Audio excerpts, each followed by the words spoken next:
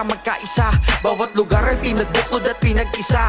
Nang iisang konseho nakikilahok sa proyekto. Bawat membro ay may respeto, di magigiba. Ang mga layunin ng Alpha Kaparo ay tumulong, pagpapakitang mabuting halimbawa at sumulong. Sa bawat hamon sa buhay kami ang magpapatunay na di hadlang ang mga problema para di mabuhay. Long live sa mga brad natin dyan at sis, lalong lalo na sa tumayong ama ng Pasig. Kayo ang dahilan bakit masigla at makisig ang bawat chapter na tinayo dito sa Pasig. Halikan at magsama-sama ngayong Agosto, magtipon-tipon mga akro sa petsang 8. Mauukit sa kasaysayan at sa buong mundo ang pagkakaisa ng buong Alpha Kaparo. Mahabang buhay